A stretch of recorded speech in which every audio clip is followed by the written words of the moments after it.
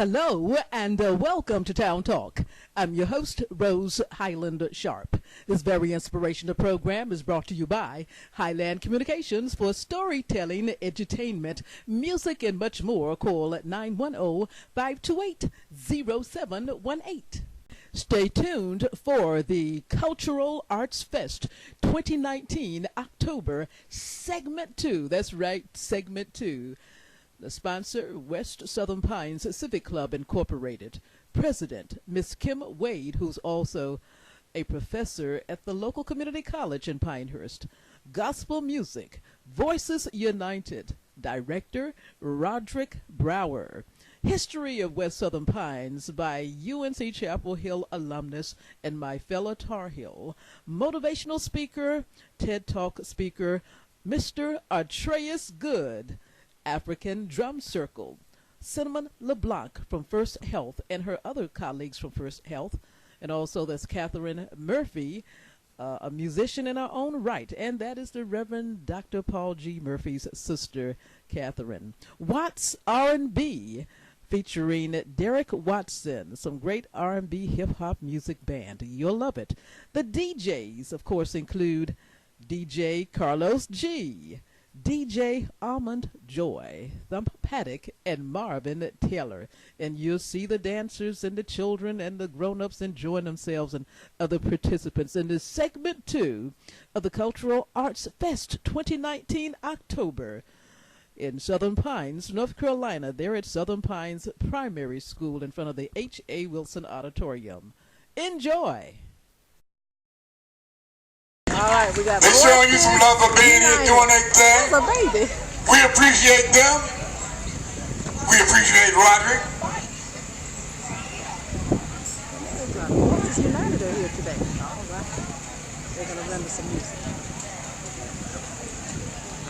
We appreciate being here today. We are Voices United from all right here in the Southern Pines, Pinehurst area. And we count it a privilege to stand before you today for such a great occasion, and we believe in this project and all of the vision that's being launched today. And we ask that y'all be with us and tend your ear to us. We're going to do a couple of numbers for you. The first one is a familiar one. It says, "I will lift my hands in total praise to you." After that, we're going to sing a new selection that says, "He worked it out in my behalf, and my future is brighter than my past." How many of you believe that today? All right. Is your future brighter than your past? So the only way it can be brighter is if you let the Lord work it out for you. So He worked it out.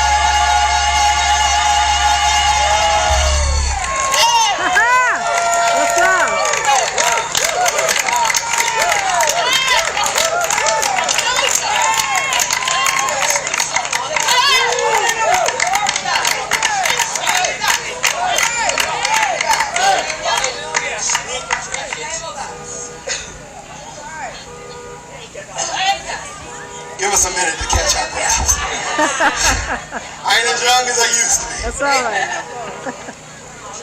But how many of you are lifting your hands in total praise? God's been good.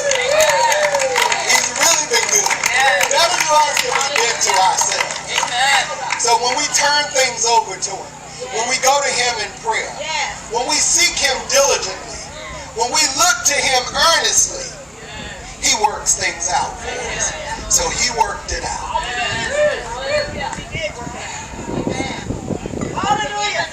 Okay, y'all clap with us a little bit, okay?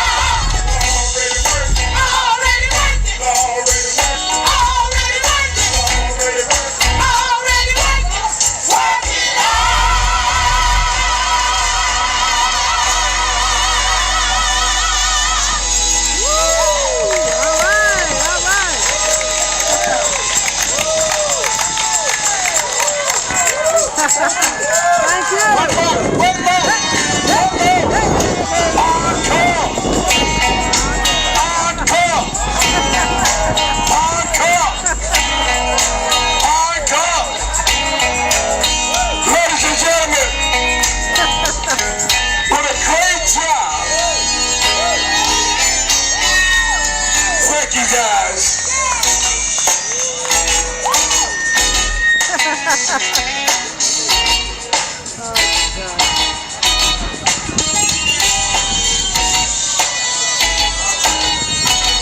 I believe DJ AVX is next. To us about some of the concerns that we have in our black communities. Atrayus has been with us several times, and we want to make sure that everybody has an opportunity to hear his message. So he has a movement of youth organization that he has over several years, and he's going to talk a little bit about it. I'm going to go ahead and turn it over to Atrayus, so would everybody give him a nice warm welcome. All right, how y'all doing today? Oh, y'all do better. How y'all doing today? All right. So, what's the fundamental way that human beings have communicated since the beginning of time? Telling stories. When you tell a story, you spark a connection. And through stories, we share passions, fears, sadness, hardship. I know we got church folks out here. Some of y'all share gossip. Oh, no, not you. Okay. But through stories, we find common ground with other people. Through stories, we preserve culture and pass on knowledge from one generation to another.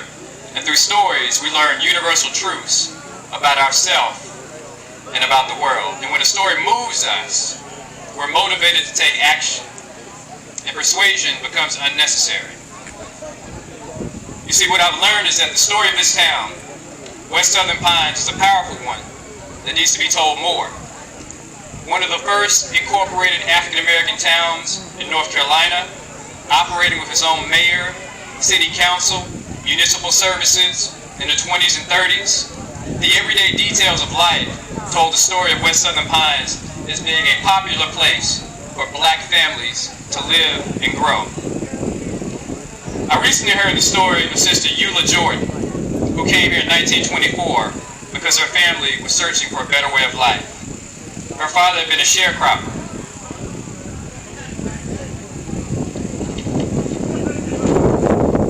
In West Southern Pines, he was able to open a grocery store.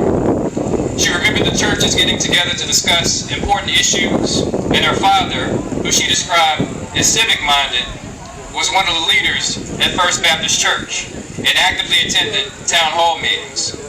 Like many of the young people during that time, she didn't quite understand the inner workings of the charter process or why it was significant. But she was able to feel a difference in West Southern Pines after the charter took effect with the presence of black mayors. Then there's the sister, Norma Lewis. She talks about coming to Southern Pines in the 20s when she was about 5 or 6 years old. She mentioned her family's house was the second house built on North Stevens Street. She reflected on the Broadway family and their various business ventures, the dry cleaners, a restaurant, and a place where they had dancers. She said it was called the Joints. And there are several other stories to share about when West Southern Pines had a booming economy and residents were starting businesses, building roads, and working in all types of professions that were popular in demand. Despite this growth, many of you know that the Great Depression hit hard in the 30s, and it hit black communities especially hard. Stories about struggle and scarcity took root. West Southern Pines gained the reputation as not being a good place to live. And then in 1931, the charter for the town was revoked by the Southern Pines Board of Town Commissioners. Over time, businesses were closing down, and new ones couldn't open because of zoning laws. Because of several setbacks that West Southern Pines had faced over the last century, many people felt that the hard-fought dream of black self-sufficiency had come to a halt. You see, unfortunately, stories like this aren't uncommon. There are several historic black towns across the country that have been devastated in significant ways. In 1825 to 1857, Seneca Village in New York was the home of Manhattan's first community of prominent black property owners. But when the city of New York decided the location for Central Park, they took the land where they were, destroying the community and displacing the landowners. In the early 1900s, Greenwood, Oklahoma became the home to thriving black businesses, earning it the name of Black Wall Street. But in 1921, escalating racial tensions caused a white mob to burn down Greenwood, and it then became the site of the worst race riot in history, U.S. history. These stories are hard to hear considering our modern day history. Since the passage of the Civil Rights Act in 1964, incarceration rates have tripled for black Americans. The wealth gap has more than tripled between black and white Americans. The unemployment rate of black Americans is nearly double that of whites. Schools are more segregated than they were in the 60s. Fair housing enforcement has been scaled back. And to make things worse, black people are often blamed for these problems. And the solution that's offered up is self-help programs. Now let me be clear, I believe in personal responsibility, but we have to acknowledge that the structures and the ability for people to live a decent life go hand in hand. How people act and live are largely shaped by the circumstances in which they find themselves.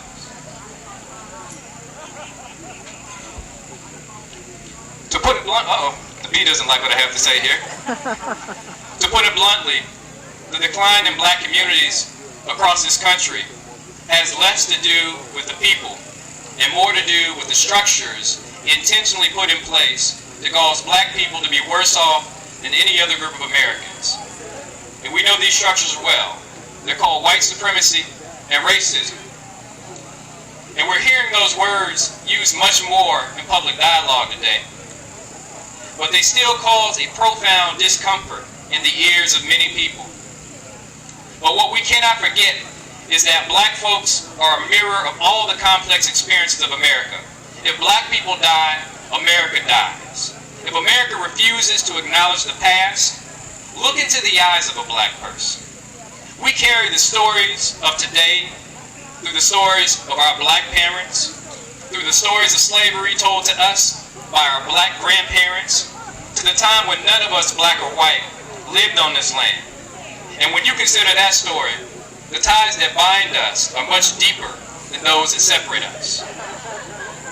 Considering that, I believe the greatest threat to our collective survival today is neither oppression or exploitation.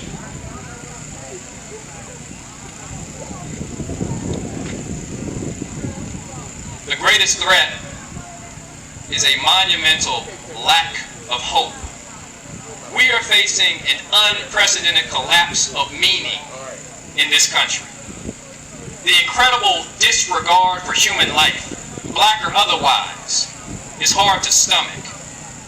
But despite the senseless dysfunction we are witnessing today in our society at all levels, as long as our hope remains and our sense of meaning is preserved, the possibility of overcoming the obstacles that are placed in front of us stays alive.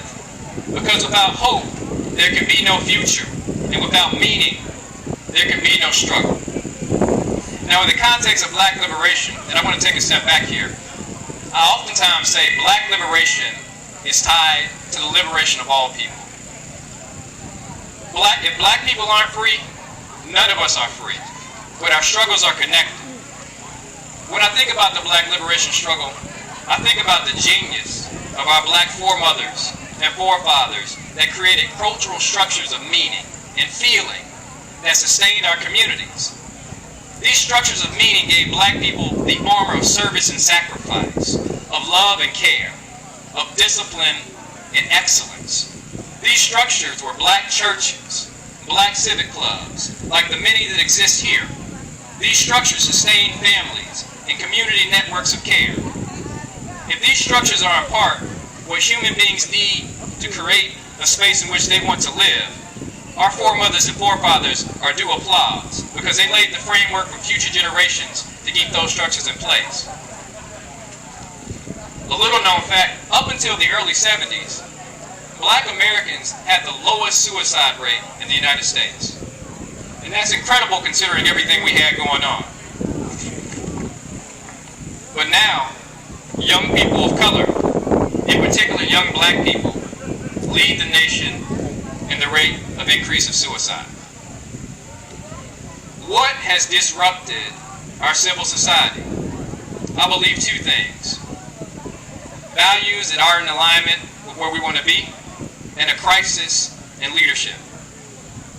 First, let's talk about the values of today. Those values are money, power, and influence that allow individuals and big businesses to exercise a disproportionate amount of influence on how our society is run and how our culture is shaped. The primary motivation of these people is to capitalize on every opportunity to make money and gain power.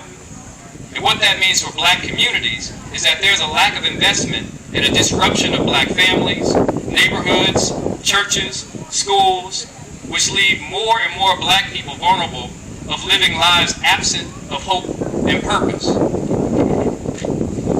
To make this worse, beliefs and images that attack black intelligence, black beauty, black character, black ability, this happens daily. The accumulated effect of black wounds and scars suffered in a white-dominated society is deep-seated anger, boiling rage, and an outright rejection that America truly has the capacity to do what's right for all people. And while I'm not from here and I don't understand all the history, I can certainly make a reasonable guess that any decline that occurred in West Southern Pines wasn't in regards to the people that were here, but those individuals and organizations that had a substantial amount of money, power, and influence to decide what this community would or wouldn't be. Second, let's talk about our crisis in leadership. And I'm going to shift a bit here because I'm a person of faith, and I know this community is filled with people of faith. I believe that leadership comes from the soul. The very survival of this country's social fabric depends on each and every one of us developing an internal compass that strengthens our soul and shapes our ability to not only lead as leaders, as individuals, but also to hold community leaders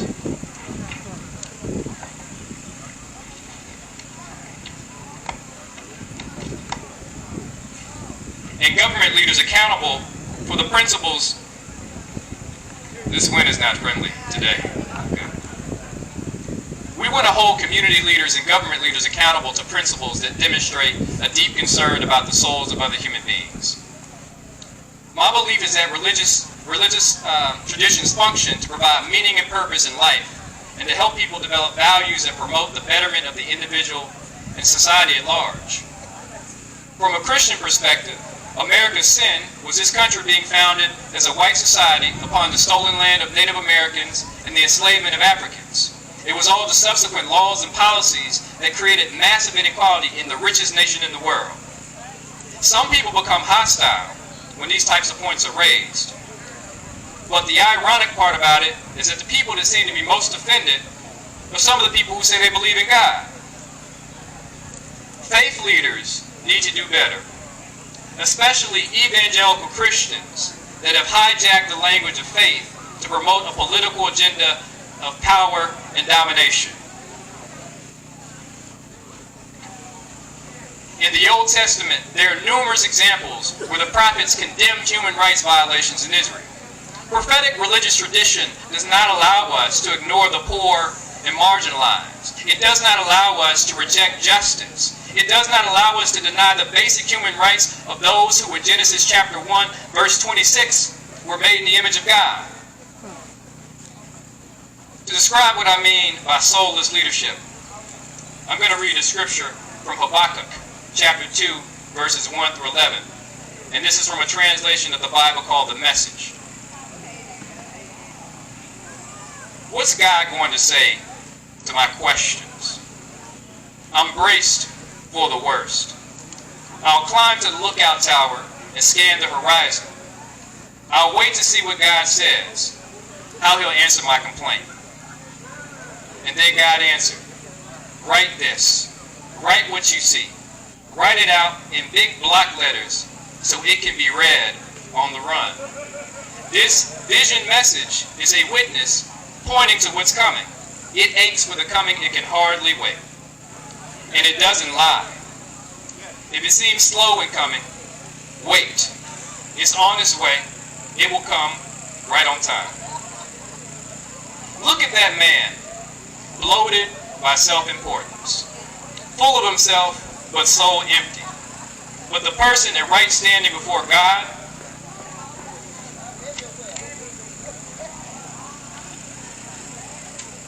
through loyal believing, is fully alive, really alive. Note well, money deceives, the arrogant rich don't last. They are more hungry for wealth than the grave is for cadavers. Like death, they always want more, but the more they get is dead bodies. There are cemeteries filled with dead nations, graveyards filled with corpses. Don't give people like this a second thought, because soon the whole world will be taunting them. Who do you think you are, getting rich by stealing and extortion? How long do you think you can get away with this? Indeed, how long before your victims wake up, stand up, and make you the victim? You've plundered nation after nation. Now you'll get a taste of your own medicine. All the survivors are out to plunder you, a payback for all your murders and massacres. Who do you think you are? Recklessly grabbing and looting, living it up, acting like king of the mountain, acting above it all, above trials and troubles. You've engineered the ruin of your own house. In ruining others, you've ruined yourself. You've undermined your foundations, rotted out your own soil. The bricks of your house will speak up and accuse you. The woodwork will step forward with evidence. There's somebody in the White House that might have applied to that. That was Habakkuk chapter 2, verses 1 through 11 from the Message. So I believe we are called to bring our deepest moral convictions into our public lives. To solve our crisis in leadership, we need leadership from the soul. So what does all of this mean for the story of West Southern Pines today? It means making the critical choice between hope and cynicism.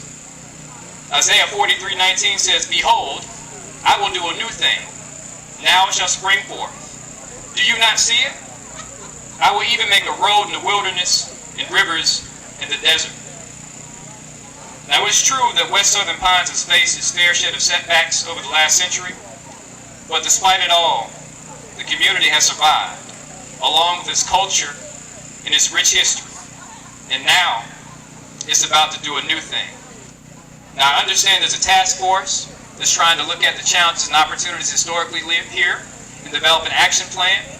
Those are leaders from this community, but each and every one of us has a role and responsibility in figuring out what we can do individually to move things forward.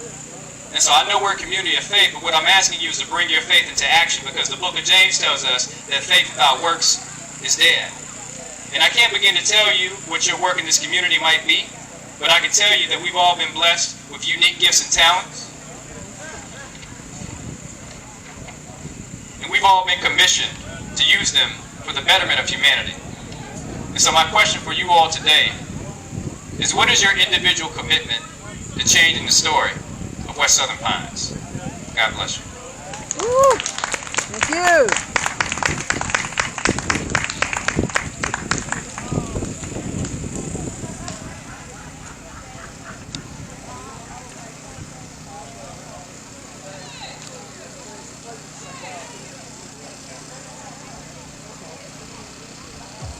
Very good, man. The wind was knocking me out there. Yeah. Well received. You gonna be at homecoming? I'm trying to figure it out. Yeah, I have my daughter that the heartbeat. Woo! Here we go. The drums. We got children.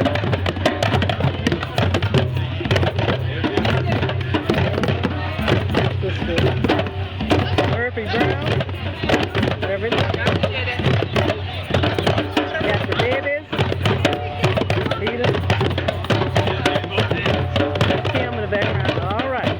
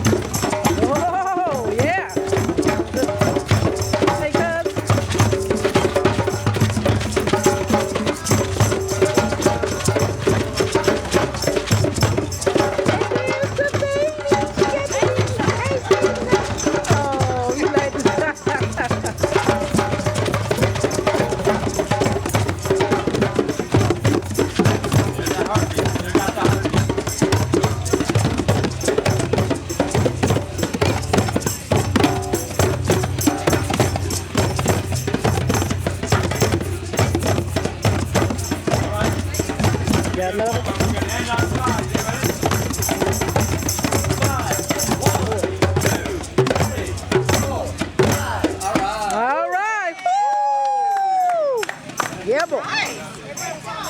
What else we got? Oh, let's see, what can we do? We do one called Drop the Package Off, Don't Forget It, okay? Amen. Drop the package off and don't forget it. Don't forget it. Don't forget it.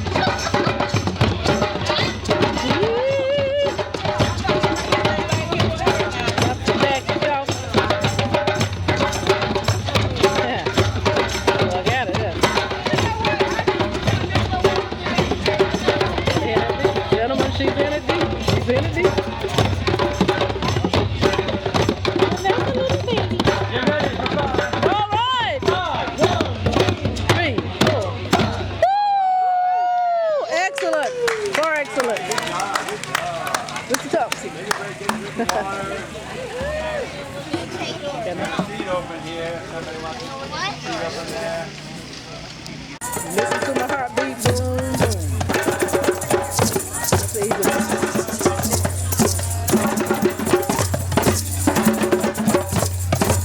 whoa, we got a, wow, he is ready to roll.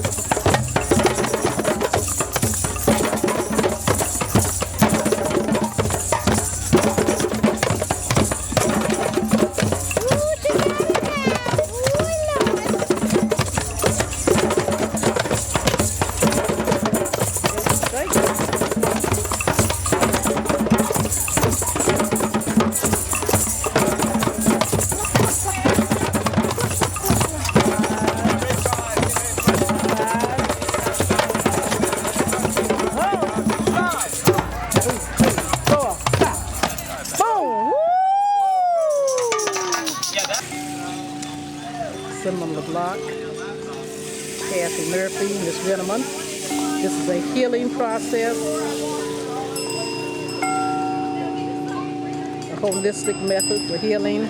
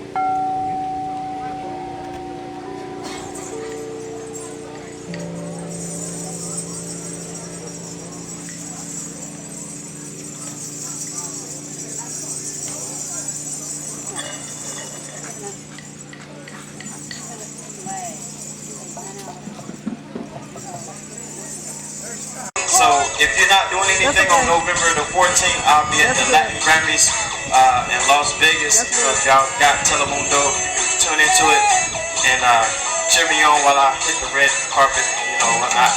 And that'll be his second trip to the Grammys. Okay. Say something else. How y'all doing? Watts, ladies and gentlemen. Hey, Watts. Let's say you gotta sing another one. You wanna sing another one? Go ahead, All right. Give a second. Alright, so how y'all doing? Jennifer. Again, ladies and gentlemen. So yeah. He's from Carthage. Yeah. So we're gonna do this again. So my name is Eric Watson, but I go by the name of Wild Watts on the internet. You can find me at WILDWATTZ on the internet. I've been doing music my whole life. Following under my mother and my father. But I've been doing it professionally for the past 4 to 5 years. So I've been blessed to have that opportunity. And I wanted to, you know, express my music with you guys in the community, you know, See if you guys like it. All right.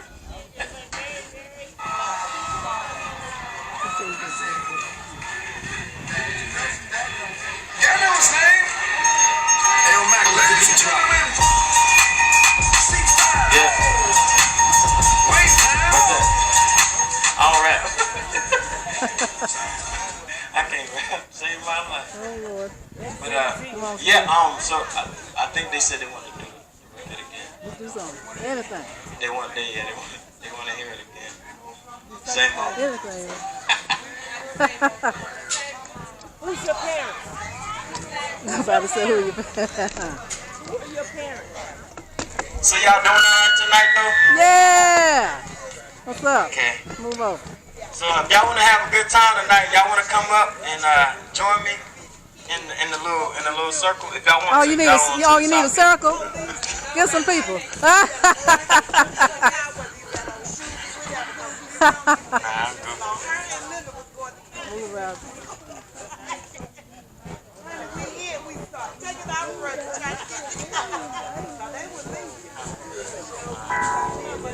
So yeah, like I said, this song right here is called AWOL. All right, y'all can find it on the internet too as well.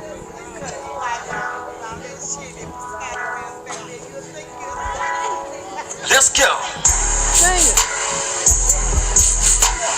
You turn it up. Yeah.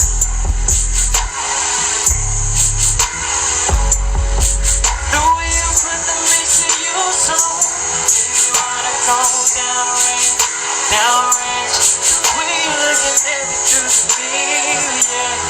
Always on the same page. I know how bad you wanna put it on me. You on top of me, riding like a pony, girl. I'ma have you screaming no. So turn off the phone, baby, turn off the light.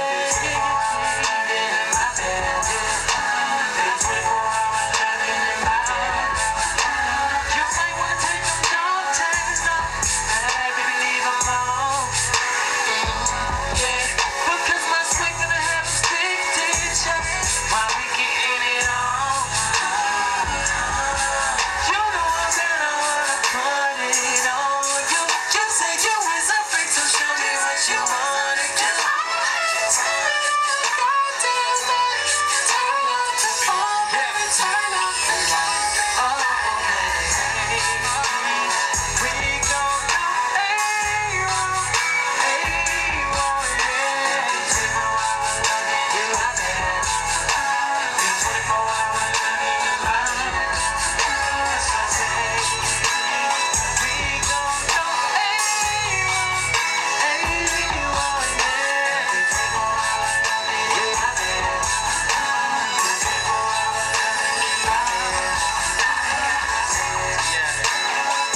my name is Eric Watson, but I go by the name of Wild Watts on the internet, so it's WILDWATTC.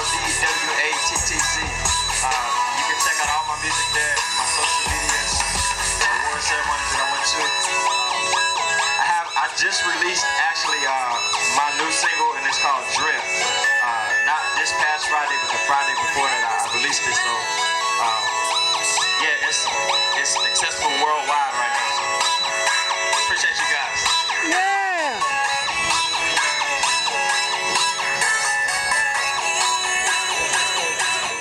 Woo.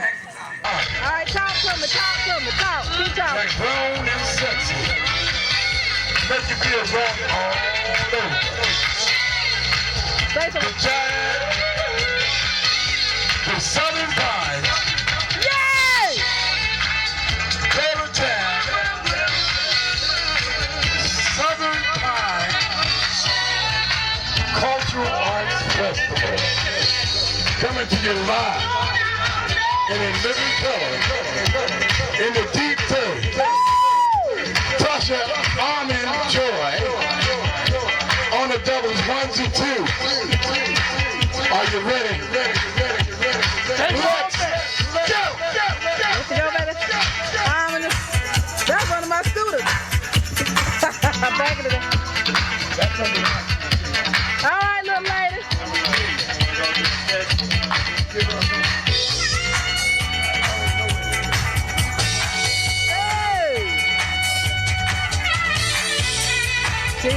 ahead. Tell me when she's gonna do something. She's gonna mix it. She gotta know how to mix it. Yeah.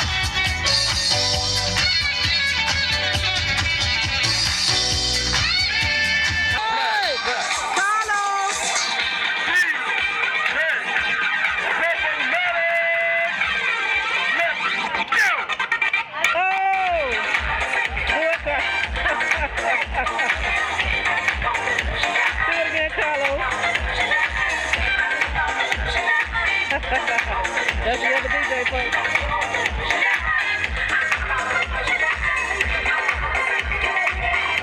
There you go.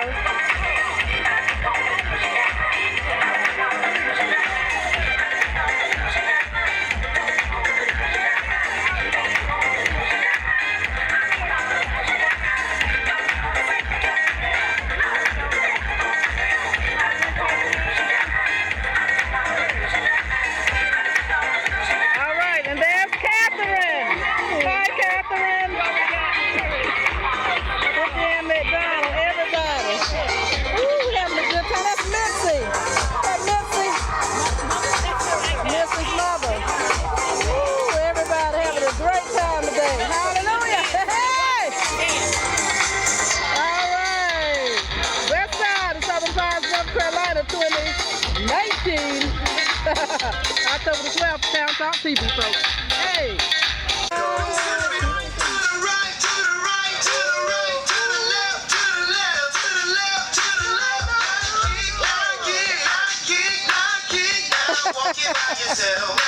Here we go.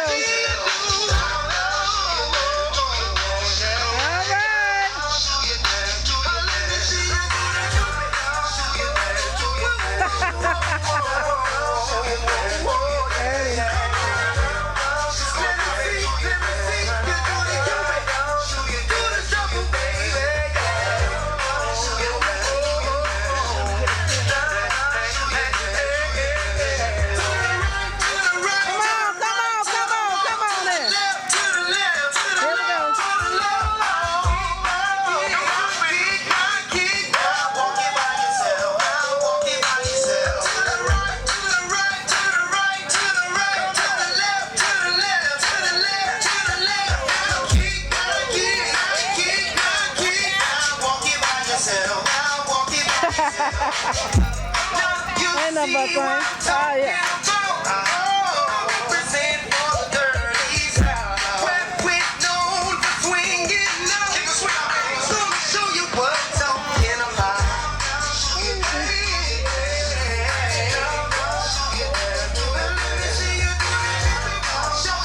And there's Edna.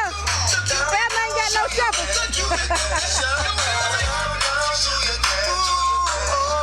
There we go.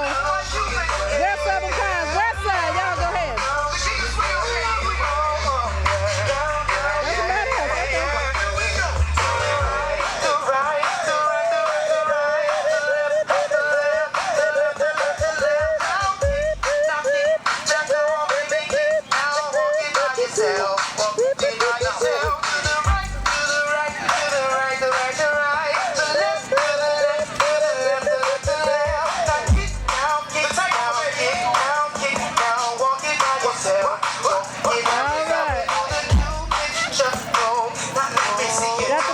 That's somebody else. Okay. Somebody else. All right now.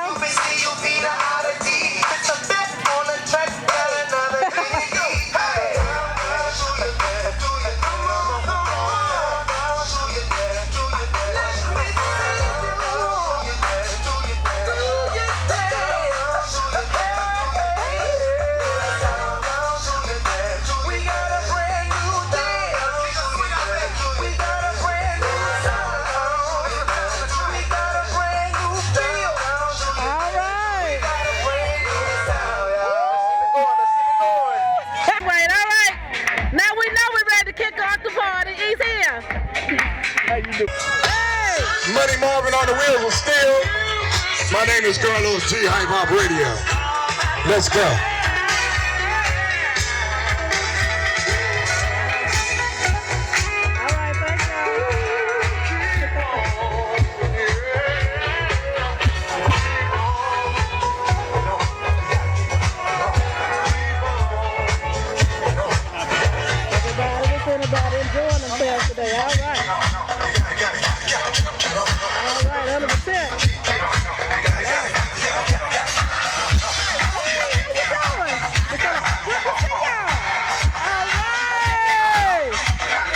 That was segment 2 of the Cultural Arts Fest, October 2019. Hope to see you next year. Thank you so much for tuning in to Town Talk. I'm Rose Highland-Sharpe, and as always, I hope you enjoy the show. And honey, remember, some way by God's grace and mercy, if you're walking the walk, you'll be on Town Talk. Take care. God bless. Town Talk airs on WYBE-TV, Spectrum Cable 3, Southern Pines, North Carolina, and on Rose Highland-Sharpe YouTube. It is a service to the community.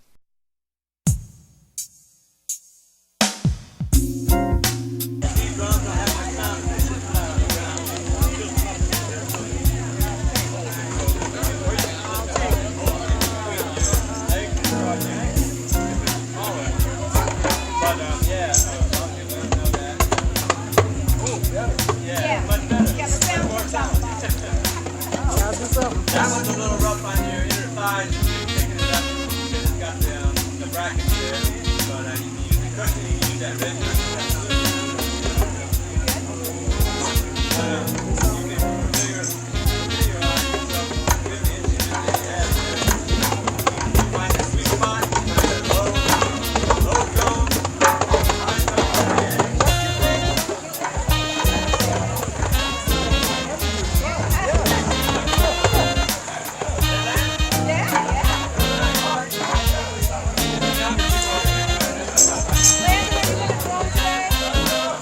Yeah.